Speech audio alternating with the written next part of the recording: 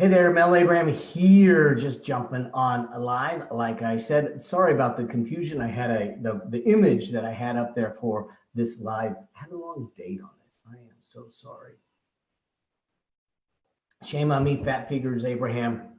Evidently got it messed up a bit.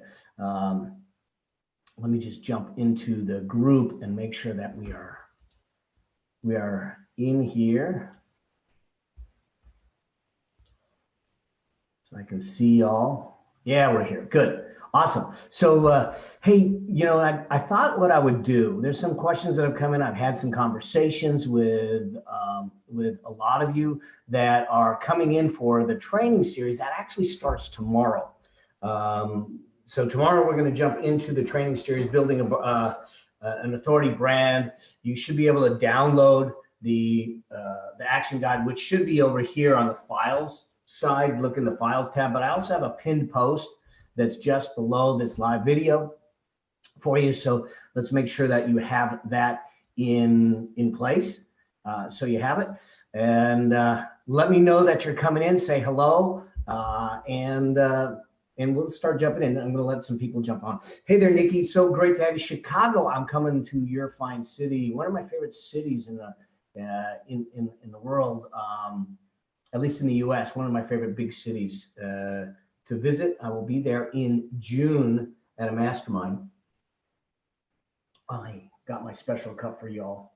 It says, unleash your inner awesome. So one of the things to talk about. So today I wanted to just touch on a couple of things that have come across in the conversations that we have. If we're trying to be a thought leader, if we're trying to get knowledge out there, if we're trying to get wisdom out there, if we're trying to get expertise out there, do me a favor, let me know actually real quickly that you can hear me, you can see me, and all of that, just by posting in the comments below.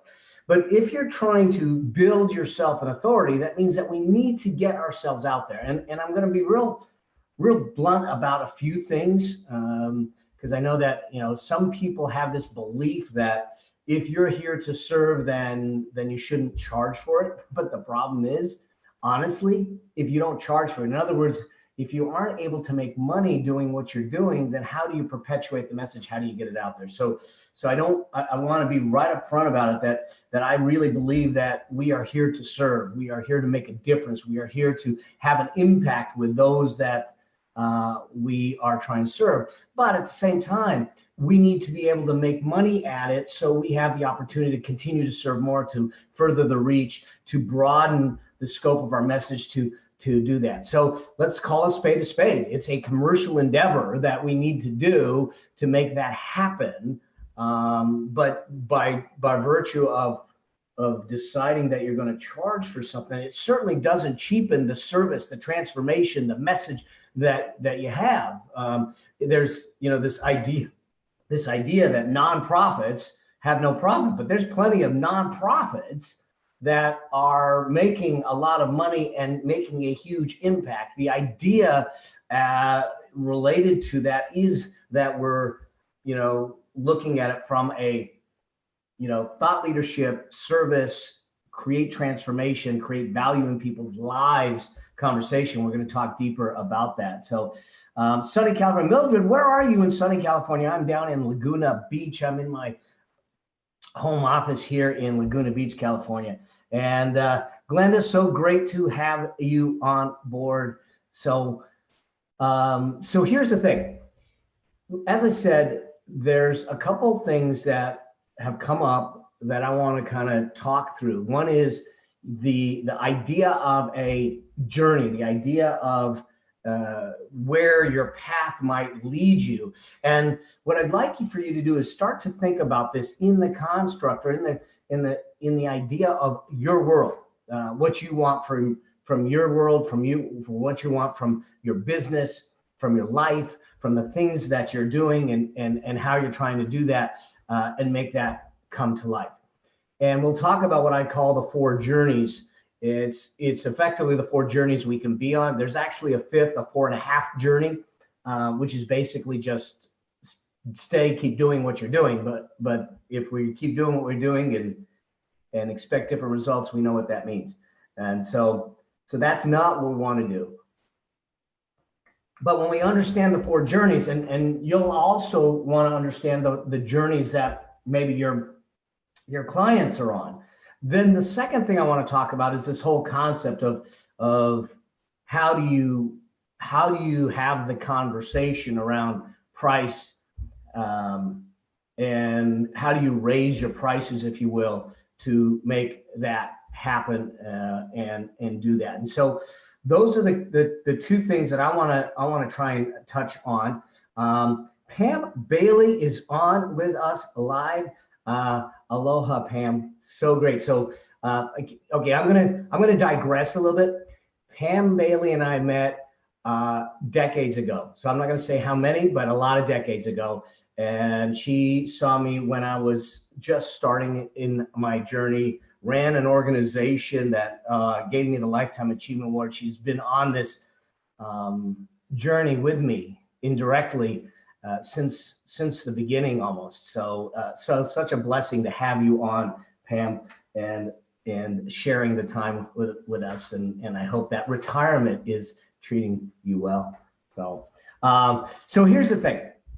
Let's talk about this whole idea of 4 journeys. And what I'd love for you to do is get a piece of paper out and follow along with a paper and pen. Because I, as you know, that I draw, you can draw along with me. You can kind of walk through this with me. Those of you that maybe aren't on live or going through the replay, do this with me on the replay. Let's do this so we get dialed in and thinking about our business, our perspective, and what we're going to do. I'm going to share my iPad. Those of you that get to know me, and as you get to know me, you'll realize that I do this often. I am a doodler. A lot of what we do in thought leadership, and we'll talk about why this is important. A lot of what we do in thought leadership is really about how do we take what we know in a way that allows us to convey the message in a powerful way. One of the greatest tools that we have, and I did an earlier video that is in here about frameworks, is a framework. It's a model. It's creating a visual depiction of what it is we're trying to present. And one of the challenges is that when we don't do this, we start to just try and have a conversation, and that's a one-dimensional dialogue, if you will, that we use to try and get people to understand what it is we want to do. When we create diagrams, when we create models, when we create frameworks, when we do the things that we'll do, and that I'm going to teach you to do, it allows you to start to bring life and 3 dimensions, multiple dimensions to your conversations with your clients, with your audience, with your marketplace in doing that. So one of the things to think about, I'm gonna walk you through this thing called the 4 journeys, so you start to understand kind of where we might be able to go. So we're here, and you can draw the boxes, and I'll walk through them in sequence. You'll start to understand how this plays out. We are here in the now. Okay, we are here today, and I'm going to set a timeline on this idea of, hey, you're going to go on a journey, because time is going to pass. Time is going to go with it or without us. We don't control it. We can't. There's the whole idea of time management. Well, actually, we don't manage time. It manages us. We need to be priority managers to manage our priorities more readily and do that. So if we know that we're going to go on this journey properly, here's what I believe in. And I'm in this for the long game. I'm assuming that you're in this for the long game. You want to make an impact. You want to make a living. You want to make a life out of your calling. Do me a favor. If you're in for the long game, just type long game below. So what do I mean by the long game? I'm going to invite you to think about this in a 3-year journey. Okay. So basically 3 years of a journey. Can be done in 12 months. It can be done shorter. It depends on where you are. But here's why I say 3 years. Let's just assume you're starting fresh. In the first year, what we're really trying to do is build awareness for our message, for us, and for what we do. Then in the second year is all about us getting traction. Now they're aware, let's build traction. Let's start getting momentum in the space that we're doing. And then the third year is about escalation. Now I want to scale, if you will. And so if we go into it with that mindset and we do it in a shorter time frame, great. But if we understand that this isn't about hanging up a pretty website with the beautiful logos and a cute little title and a cliche pitch, that it's more meaningful, more deeper than that, that we are really doing some work to make a difference in people's lives. We'll look at it through a long view lens, and we'll do the things that will not create fleeting success, but sustainable success as a thought leader, as someone that's making a difference with your knowledge, your wisdom, and the things that you're trying to do. So we're going to assume that there's a 3-year journey along with us. So we're going to go 3 years out just for this illustration, okay? And so what we want to look at is over the 3 years, we actually can find ourselves in one of 4 places, hence the four journeys. We may find ourselves in a place that is our ideal result, okay? We may find ourselves in that ideal place. We might find ourselves with a good result, or we could find ourselves in a situation where we have a poor result, or in worst case, it could be a disaster. Okay. Now, hopefully we're not down in that space. But bottom line is, if we look out 3 years, we're going to find ourselves in one of those 4 places. I mean, the 3 years will go around. Now, how do we measure that? One of the things that I'd love for you to think about, and let's just come up with how we're going to measure that. The thing that I'm going to measure it on initially is, let's just look at measuring it on income, and let's look at time and freedom. Now, for you, it might be something else. And so as you're going through this with me, think about what are the things that are meaningful for you that will allow you to identify or define each of these four elements as we move forward. So if I look at ideal, and I'm going to make some hypothetical things, and most of this is based upon my conversations that I've seen with people such as yourselves, thought leaders, knowledge that have knowledge, that want to solve people's problems, move them to a different place. Is that they're looking at it and saying an ideal situation 3 years from now would be that I'm making, let's say 300, let's take that out. And this number might be different for you, but let's just say that you're making 300,000 in a year. But from a time freedom standpoint, you're working only 100 days a year. So meaning that you're working 100 days a year, that means you got 200 plus days off a year, and you're making a minimum of $300,000. Ideal scenario, get to do that. I get 2/3 of the year off, and I'm making 25, 30 grand a month with my knowledge, my wisdom, my expertise. Okay, that's an ideal. Then let's just look at good. What would good be? Well, good would probably be, let's just say it's at 200,000 a year, but I'm working more. I'm working, say, 170 days a year. So I'm working more and making less. Still good, not ideal. Okay, but like I said, for you, it may be something slightly different. Then let's move down to poor. What would poor be? Well, okay, I'm making $100,000 a year, but I'm working 230 days a year. So I'm working a lot of days for a lot less money and doing that. And I see this, I mean, if you look at some of the things that go on out there, the average the average earnings for a coach is in the $50,000 range. It's not a lot, which then leads me to number 4, this high idea of disaster is, let's assume that you're making $50K a year and you're working basically 300 plus days a year. Okay, so these are the 4 different journeys we might find ourselves on over the next 3 years. If this makes sense to you, let me know in the chat below. As I'm drinking my coffee that my beautiful wife made for me because I was running just a little bit late. I am blessed. So here's the thing. When we start to look at this idea, is we realize that time is linear. Time is a straight line. It's going to chug on. This is going to keep on going, and it's going to just be linear. Here's the thing. Our progress, our performance, our results is never linear. Okay. And many times we find ourselves in a situation that it's very, very different in how we do this. Our results look more, whoops, that was a bad arrow.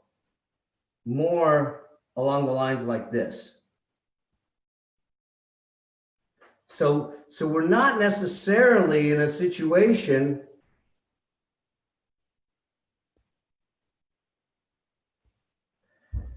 where it's linear when it comes to us accomplishing and getting the results. And we need to understand that our ability to perform, our ability to get results is not going to be in lockstep with time. Time will move, and we will end up in this spot, whether we like it or not, 3 years down the road, God willing, we have no health issues and all of that. The question is, and if we just keep doing the same things, are we going to really be in the same place? And I would say that if we do the same things and get the same thing, we're probably really not in the same place. We're still declining a bit. And so what I want you to think about is this idea of what's important to you, what trajectory you're on in this kind of journey that we're focusing in on. You know, the thought is around this, is that if I look at these lines and I just number them and I say, this is 1, this is 2, well, let's make that 3, make this 4, and make this 5, okay?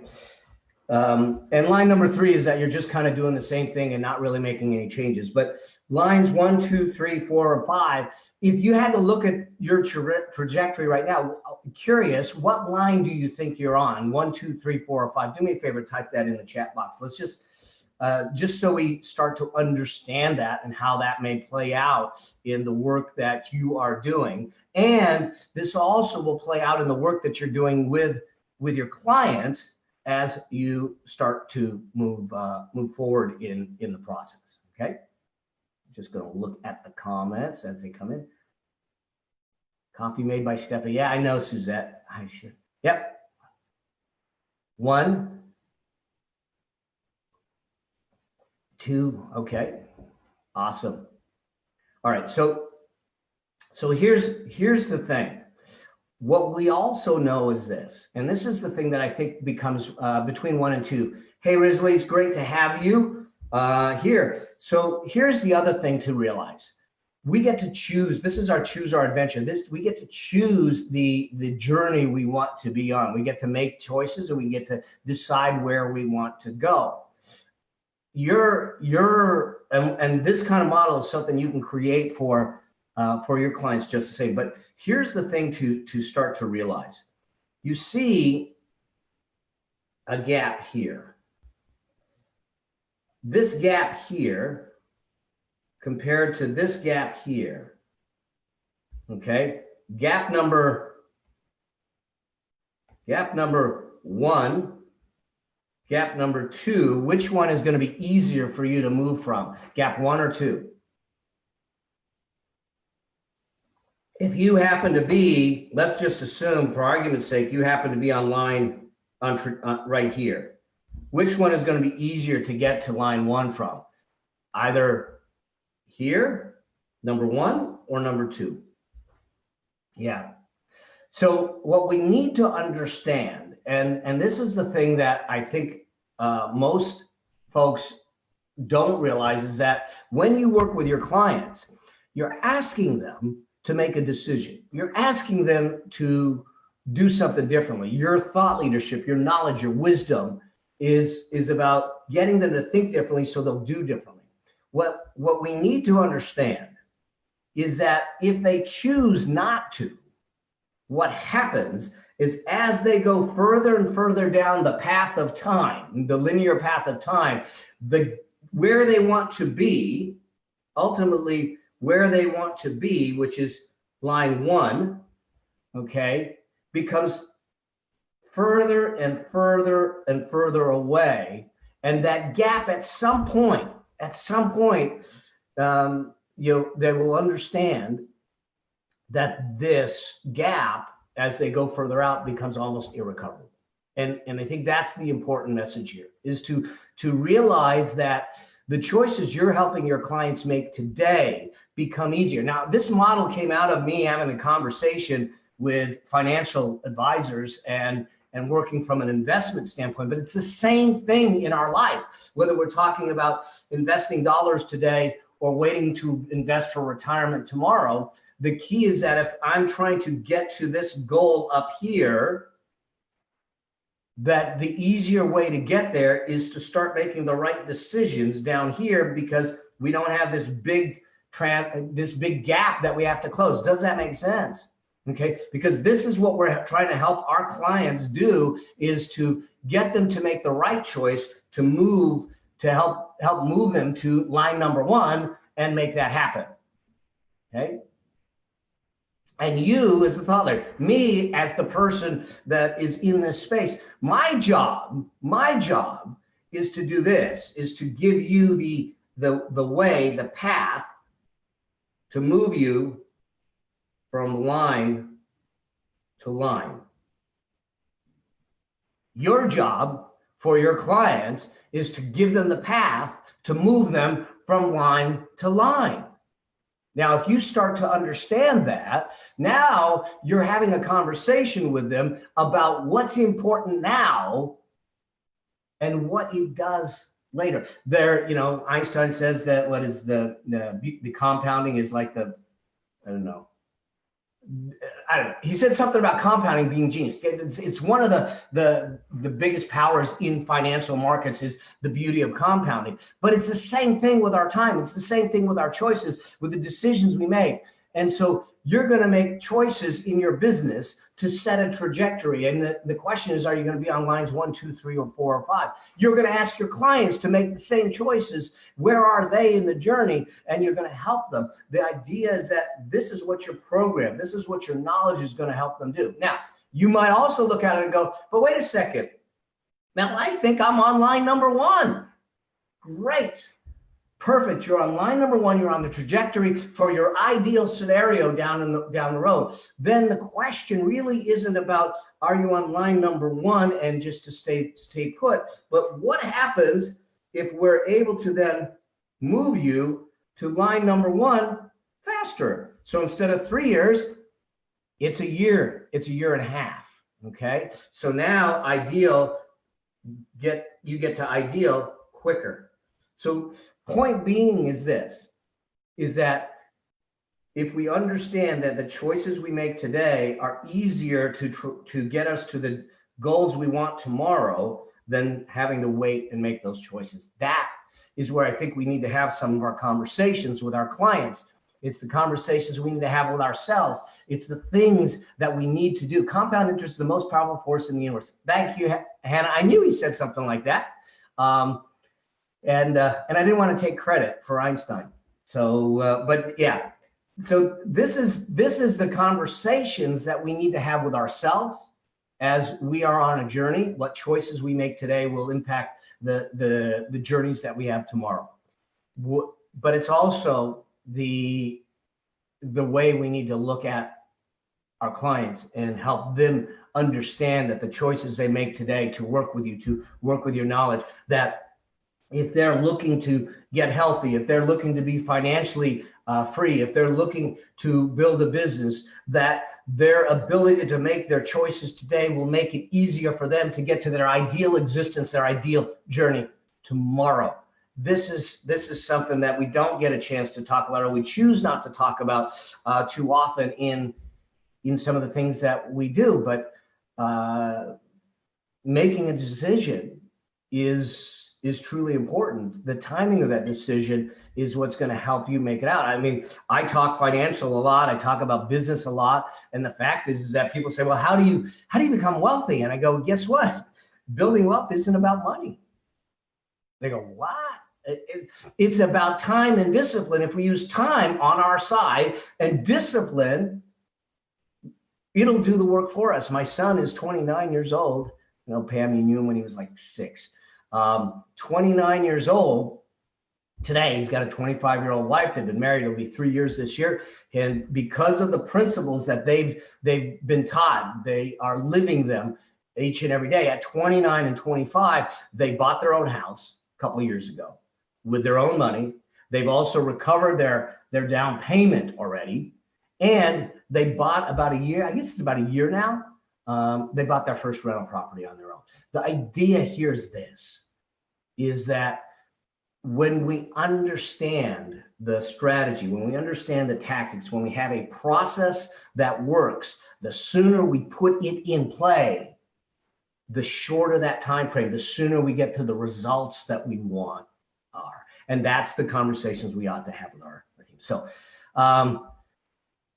oops, there we go. So, oh my God, this visual opened a whole new understanding thing. Absolutely, Nikki. Real is importance of strategy and discipline and consistent action. Totally, Kelly. That's the key, is that when we start to understand first where we're at in the now, where we want to be in the ideal, and we look for the path to get there, then we make the decisions to get us there. So hopefully you find this valuable. It's something that, based on some of the questions that came in, I wanted to make sure that we had a conversation around that before the trainings start tomorrow. Yeah, he is a man now, Pam. Before the trainings start tomorrow, we'll have the training series Tuesday, Wednesday, Thursday. I know that there's been some questions about, oh my God, you know, shame on me, I didn't do the time change. I know that some people in Australia, it's like 4 a.m. I will make sure, assuming the tech gods cooperate, we'll make sure that we get you some recordings so you're not waking up at 4 o'clock and having to explain to your husband, your spouse, your wife that you're waking up to listen to some strange guy in California at 4 a.m. But we'll make that happen. Now, if you want to get up and do it live, I'd love to have you on board. But if we need to, we'll make sure that we get you access to it. So to make that happen. So having said that, I want to shift gears. If this makes sense, I want to shift gears to something else. And this is this conversation about fees, about costs, about some of the things that the question came in, and it's been asked in a lot of different ways. How do you have the conversation around price and fees? Now, let me tell you a quick story. I started in doing consulting and that type of stuff as a CPA. I was doing litigation as an expert witness. I was testifying. I was valuing businesses, buying and selling business. I was doing a lot of that. And I got referrals from top attorneys around the country. And it was one meeting that I recall. And I sat in a meeting with this attorney and his client. And it was a top attorney out of Beverly Hills, California. And when it came down to fees, the conversation kind of stumbled. Well, let's put it this way. I stumbled. I hemmed and hawed about the fees. And then, but I spit them out. I got them out. It wasn't pretty. And the client, left, and I'm sitting there with the attorney, and he looked at me and he just glared at me. He says, if you ever hem and haw about your fees, I will never bring a client to you again.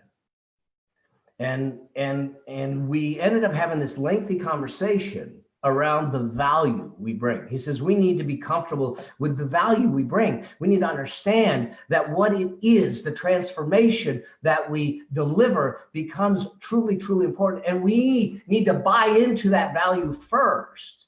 He said, realize this, the fees that get charged are not yours to deal with. They're your clients. You put it on the table and they can take it or they can leave it. You spend the time articulating the value that you bring to the table and how that can translate. Now I'm going to give you a, hey there, Andrea, so great to have you. I'm going to give you a model, a framework in which you can have this conversation, because I think that this is a really important conversation to have when you start to look at this in that construct, is that we are having conversations around the value. I sat there in a conference. I was speaking at a conference last week, and there was a gal in the audience who raised her hand. She wasn't speaking to me. It was one of the other speakers, and she's a newlywed. She's been in her marriage less than a year, and she literally broke down in tears with the fact that it's been a difficult year. And, you know, some of you may know, they say, you know, that first year of marriage is not the easiest, which for us, Stephanie and I, we've been married now, it'll be 8 years. We've been together 9 years. That first year of marriage was a bit rocky. It was probably because of my stubborn attitude, and she's training me now. I have a gift in my wife, but she was in pain. She was struggling, and she said, you know, here she is 9 months into a marriage, and she's really, really struggling. And my question, there's two sides of this story, which I think is really important for us to think about, is that if we had the opportunity, if someone here had the opportunity to give her tools that would remedy her situation, that would shift her relationships forever, that would change the marriage into something that isn't causing her pain today, or give her tools in which to grow it into something beautiful like she envisions, and it still can be. What's the value in that? It's not the value of 3 modules. It's not the value of hours of training. The value of that relationship is huge. The transformation is huge. And I think we seem to forget that. And then there was a secondary conversation around this idea about, hey, I want to raise the price on my program, on my course. And they said to me, so I'm going to add 2 more modules to it. But wait a second. So we start getting caught up into the thud factor, thinking that if I'm going to have a high price program, if I'm going to charge a keynote, I literally just got paid for a 20-minute keynote,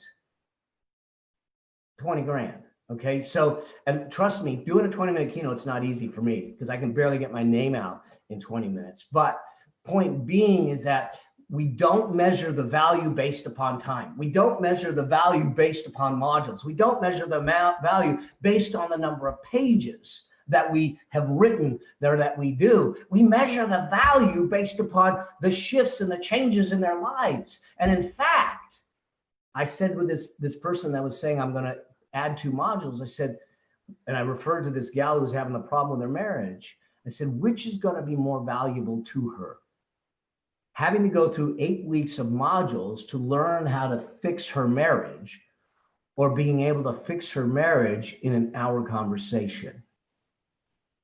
See, we get caught up in thinking that the length of time and the things that we have, the number of modules, become what we need to focus in on when we start to price things. But I would ask you to start to think about the transformation you bring to the process, to the people you serve, and start asking that. So let's talk about how this conversation can have. Absolutely, TED Talks have changed lives. It can. So yeah. So here's the conversation. Now let's assume that I'm having a conversation with a client, a potential client, and one of the things to do is to look at it and go, all right. So simply put, I'm gonna say, look, the fee to work with me is $10,000, okay?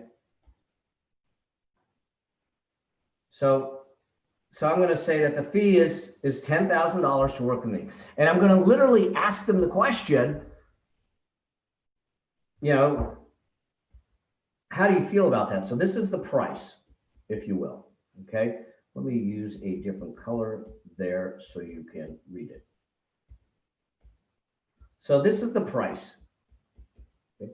So that's the price to work with me. And I can ask them, how do you feel about that? Now, some people, if we start to understand this, will look at it and go, oh my God, that's expensive. In fact, that happens, you know, and sometimes I still do consulting, I still do some valuation work, I still do some strategic work sitting on boards of directors, I will do some one-on-one work, and it ain't, I'll be honest, it's not cheap. But we stand in the conviction of the transformation we deliver, and we say that. And so then I ask the question, so let me ask you, what is more important to you, price or cost? Now, usually what's going to happen at that moment is they tweak their eyes and they go, I don't understand the difference between price or cost. I said, I totally get that. Oops, I just kicked the trash can, sorry. I totally get that, but here's the way you look at it, is that the cost is something that you actually invest to make something more. So if I told you that typically the clients that I work with that pay $10,000 usually end up making $100,000 in the following 18 months after working with me, now, how does this whole idea of 10,000 versus 100,000 impact you? That's called ROI, return on investment, when we look at it. So when I look at cost is an investment in a future that brings a return. So now you look at the client and you say, so now when you look at it, and I can't guarantee the result because the bottom line is I don't know what you're going to do. I don't know how you're going to execute. But typically what happens is that they end up making a 10x ROI when they work with me. So now how do you feel about the price or the cost? And so what'll happen is they may hem and haw, and they'll go, they say, I get it, or I don't get it. They may say, oh, I didn't think about it that way. But what we're doing is shifting perspective so they start to understand things differently. But then you then look at them and go, but you understand there's another cost, isn't there?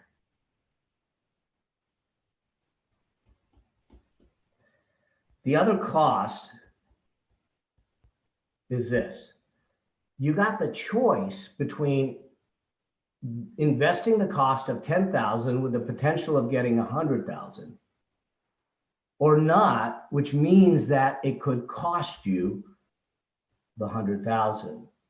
That's COI, called the cost of inaction. Okay. So the real question for the client, the real question for you then becomes, which cost are you more comfortable with? The 10,000 or the 100,000? It's not about price. It's about your ability to take on the cost with an ROI or COI.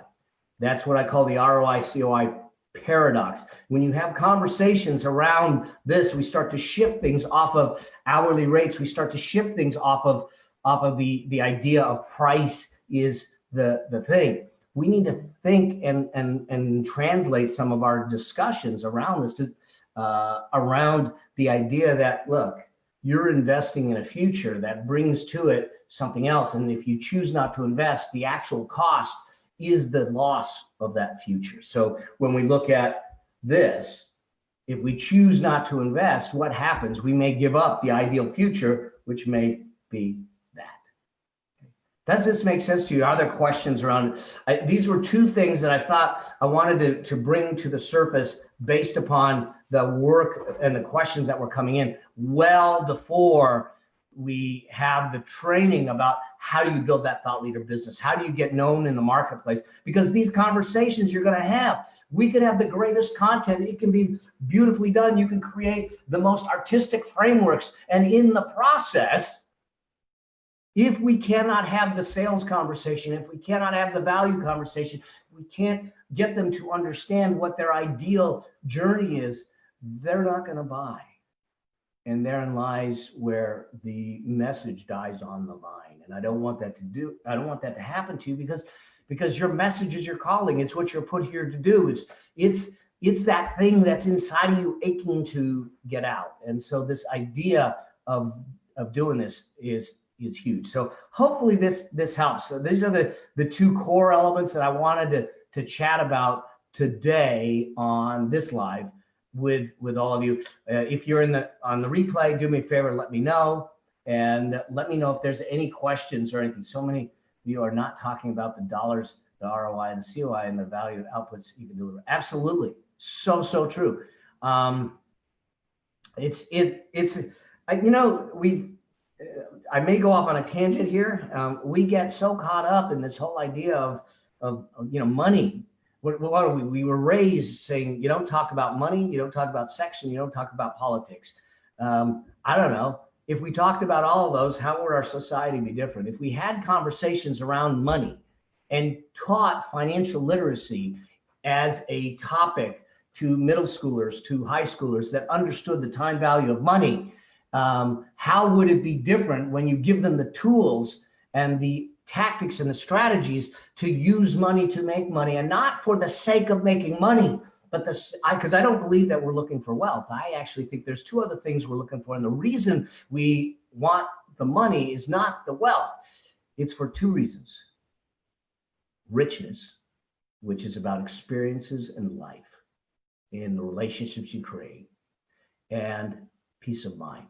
I think that that's really what we're looking for, because I've seen people that have a tremendous amount of wealth and have no peace of mind, and there is no richness in their life. They're miserable schmucks. I was going to use a different word. They're miserable people to be around. Yeah, they got a lot of money. They have multiple planes, but who cares? There's no richness in their life. There's no peace of mind. They're aggravated, they're irritated, they're frustrated, and they're not happy. I know people that they're living, they're living check to check, but they are happy as hell. They've got great relationships. They've got great health. They're enjoying life. They're experiencing it. And I think that this is a huge thing. And so when we talk about what we do as thought leaders, it's about us giving richness to the people. It's about us being peddlers of hope so they see something different. It's about us creating something of our own design so we have our own life full of richness and everything. It's not about money for money's sake. It's about creating a life that's meaningful, that in my mind has an indelible impact on society as we do things. My iPad went out. That's my beautiful bride in that picture. So I think that we need to have these conversations and be real about the conversations. And most of the people that I've dealt with and I've worked with a lot of the top thought leaders in the space, working with them on their content, with their business design, their positioning, and all that, the names you would know. And I've watched them make bad business decisions if you just equated it to the money. But they were great life decisions. They were great customer decisions. They were great richness and peace of mind decisions. And they were the right decisions. And sometimes we don't take the time to define what that might look like. But those that do can make the right decisions and feel comfortable that they made the right decision. So let me see what you guys are saying in here. So when you're talking about 1 year of a journey, dialing niche, choice, change, attracting. So many schools of thought, one being narrow niche, specific knowledge, less time investment, bigger payoff, marketing strategies to small niches by changing the message. So Aaron, this is a great question. So this is a niching question where we start to look at, how do you niche? So one of the things that I think that we need to consider as thought leaders is that we'll have this overarching message, and that we can take that message to the world in a lot of different ways. The challenge is when we get known the wrong way, we tend to potentially put a tremendous amount of risk in our business as an authority brand, as a thought leader, as a coach, as a trainer, as a speaker. And so what we need to think about first is what I call the niching paradox. I'll actually, I know, surprise, I'm going to draw a model for you, but it'll probably bring this, it'll probably bring this home. Here's how I've seen this world work. And I was actually victim of this. I did what I thought I was supposed to do. So when I came into this business, I was an accountant. I was a CPA.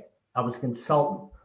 So everything I did was to get the consulting gig. So I had all these things that I was doing, all leading to getting a gig. Okay. So I was speaking. I was writing. I was doing training. I was facilitating. Most of these I was doing for free, simply because I wanted the gig. Okay. Until someone said to me, they said to me about the speaking part of it, because I was doing a ton of speaking. They said, you know, you're pretty good at this speaking thing. You could get paid for it. And I thought, people get paid to speak? But think about this. If the stepping stones to your success are the different ways you deliver speaking, writing, training, coaching, and on, and you're looking for the dollars at the end of the stair steps, that's a hard way to go, because you're only making money one way, but you're doing 5, 6, 7 things to make it. And what happened when I realized I could make money speaking is I actually realized that I can make money here, I can make money here, I can make money here, and I can make money here. And the point being is that if I crafted my message in a way that I could deliver it all of these ways, my ability to make money was really, really easier. If my target was $500,000, $1 million, $100,000, trying to make it using 6 different ways or 4 different ways or 3 different ways was much easier than trying to do it one way. And I was trying to do it one way. Here's the challenge. And this is where I talk about the niching paradox that comes in place. So let me get rid of some of this so I have space. Hopefully this is landing and it's making sense.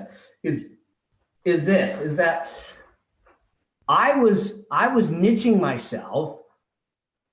I was niching myself on basically how I was delivering it. So I was looking at my delivery as my niche. So I was being branded as a CPA consultant. So that's how I made money, as a CPA consultant. Some people, if you go to National Speakers Association,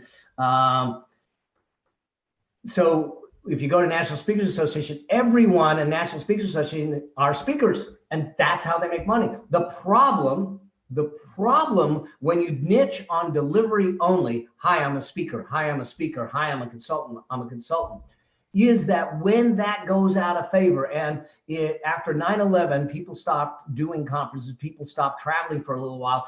Guess what? They didn't need speakers. What happened to the speakers in National Speakers Association? Fact is that I have a lot of friends struggling to pay their bills because they became typecast as a speaker.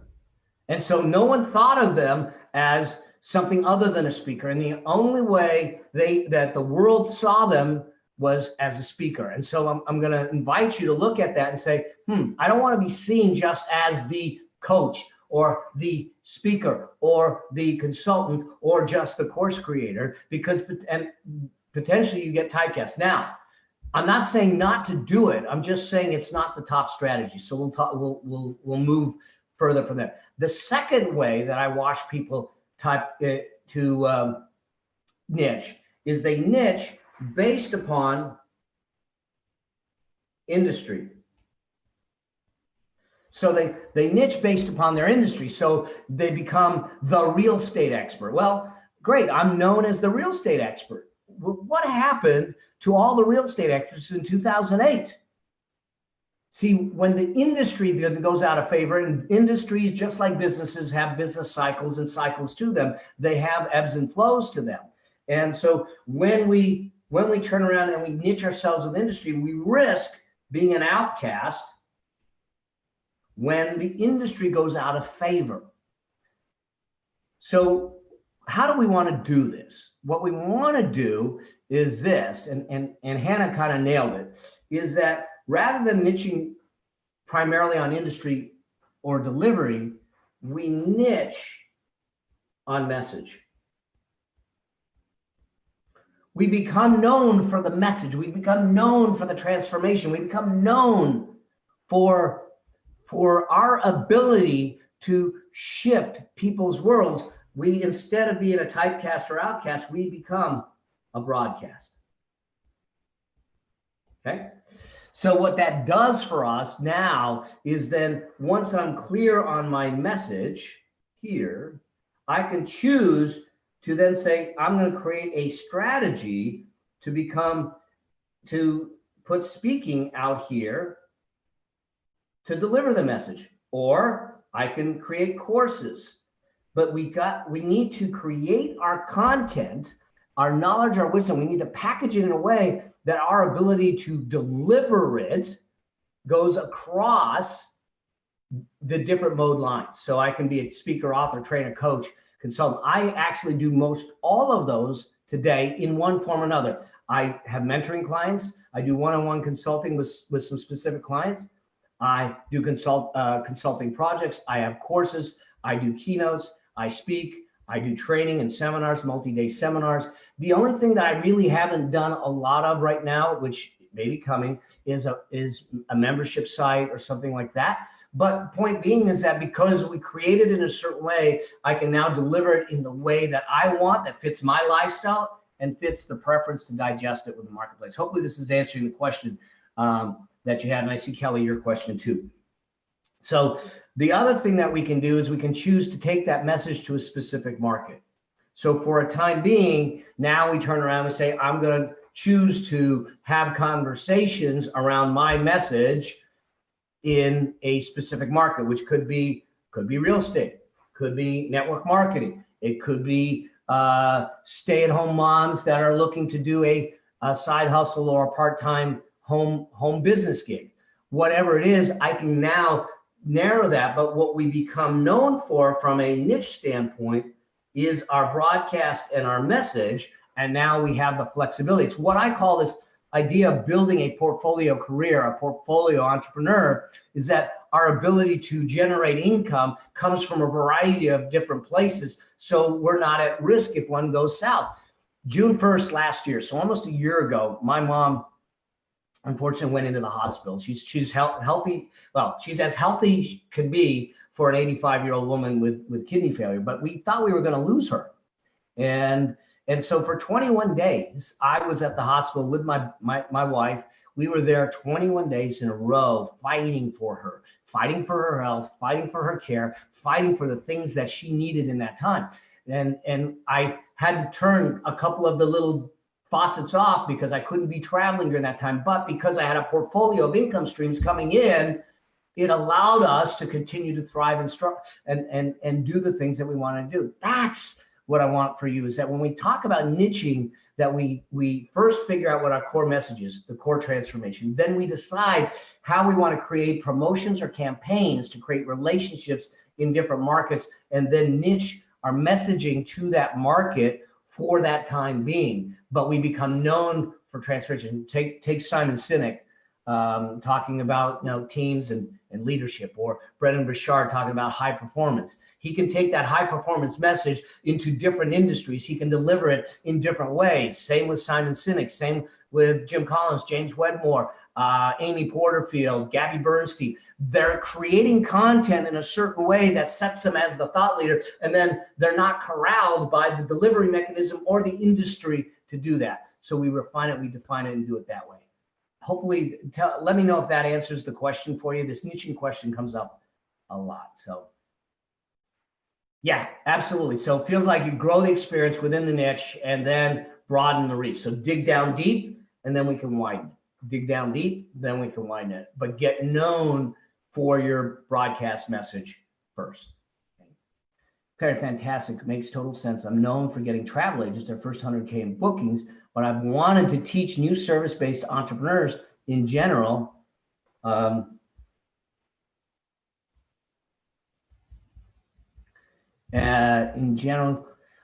guessing sooner I unniche the travel industry, the better based for journey model. Absolutely. So here's the thing, Aaron. You can have that travel-based model, and that gives you some credibility of a tested system that works. We need to bridge it into these other industries so it becomes a system that's more holistic. Think about E-Myth and Michael Gerber's books. He had the E-Myth, Revisited, and then he had E-Myth for chiropractors, E-Myth for I don't know, e-commerce, E-Myth for attorneys. Some of these I'm guessing, but I know that he made a series of E-Myth books for specific industries, so you can bring that specific industry piece into it to make it more custom. But the core of your intellectual property, the core of your frameworks, your unique methodology, which we're going to talk about, the core of your process should be universal across the industries in that we serve. Okay. Absolutely. So let me see. I'm now seeing some of these. Some of the comments disappeared, but let's see. Maybe I see it here. All right. Yeah. So there was something about transparency of fees. Let me just get to that. So Hannah's where is it? It was just here. Transparent. Kelly, you were asking about here. What's your view on transparency of fees? I'm not sure specifically what you mean by that. So let's see a little more detail about what you mean transparency of fees. I think with our clients, we certainly want to make sure that they're clear on what they're getting, what they're paying for, what they're not paying for, what their responsibility is. Look, I can give you all the tools in the world. I can give you the templates. I literally can hand you my whole business plan and business model. If you choose not to add the ingredient of effort, execution, and discipline to do it, you're not going to get any results out of it. But is that the system's fault? No, it's not. The system works, and I think that's the thing that we need to realize in our transparency with our clients is what it is, what it isn't, and what that cost, the investment is, and what the potential is for them. Your system might be designed to get them more time in their day. It might be designed to get them more income. It might be designed to build a deeper relationship. But if they don't do the system, then they can't blame the system when they didn't get the results. Okay. Let me know if there's something more specific on that. But I do think that we need to be very transparent in doing that. So can you have two messages, or is it best to concentrate on one? So Gina, this is a great question. Here's my thought is that we start with one first. Is that I've got a really close friend. He's a neighbor and one of my best friends, James Wedmore. And James started out as the YouTube guy. Now he does something other than YouTube. And I think that we have the ability to take a platform that we know, or maybe it's a space that we're in. I came from the accountant world, the financial services world, and shifted gears into a different space. I think that you can. The challenge is when you start to split your message, potentially you confuse the market. here's the question that you want to answer. What do you stand for? When they look at it and they say, and your name, Gina Logan Daniels, comes up, they go, here's what Gina's all about. That is a brand. So what we need to be able to do is find out what Gina's about, and all of us, I'm talking to Gina because she asked the question, but all of us need to think about, what do we stand for? In fact, the more concrete and specific we can be about what we stand for and how we're going to show up in that space, the better we are at serving them. Because what's going to happen is that presence becomes a magnet. And that presence, since it's a magnet, has two sides of the magnet. A lot of times we think magnets just attract, but on the other side of the magnet, it repels. So our idea, and the whole idea behind marketing, is not about yelling the loudest in a noisy market. And we're going to talk about that. Is the idea behind marketing is to find the right ears and whisper the right words at the right time. And so the idea behind being a magnet is that we repel those that aren't the ones that we should be serving, want to serve, or are the ones that understand us. And we attract those that we do. And so I think that we need to be clear on the message and just think through, if I try to dedicate myself to creating two pillars, does it confuse the market? Does it dissipate your resources? Does it make it more difficult to do the things you want to do? My belief is that we do things in 90-day increments. We do 13-week sprints. We literally look at it and say, for this 90 days, I'm going to focus on this market with this message, doing it this way. Now, is it possible that you have the same message, but you're going to deliver, like you're going to go speak and you got training courses and you're going to go do webinars? Yeah. Now it's more of a alignment. I'm doing keynotes on thought leadership, leading to market leadership. I'm doing trainings. I've got courses. I'm doing platform programs. I've got a three-day seminar that people come to every year that we talk about how to become a thought leader, how to be that influencer in the market space. So it can be done. Those are the things that would happen. Could the message be a combination to create the focal point, emotional trauma, pain? Maury, give me a little more detail on that, if you could, when you say to create a focal point. So here's a little bit of a glimpse into some of the things we'll talk about. If I'm hearing your question right, Maury, is that we need to meet our audience at their level of awareness. And what do I mean by that? Is that there is a segment of the audience that actually doesn't even know they have a problem. So if we go to them with content, if we go to them with messaging about a problem they don't know they have, think about this. So now, I don't know how many of you are married or in relationships, but let's assume you're not, and you're not in a relationship. You go on one of those dating sites, you meet someone, you go to meet them for coffee, so you're drinking the coffee, you're sitting across from them, you don't know them from anything except for their profile. You see them and you look at them and you go, I think you have a disease. I mean, how's that date gonna go?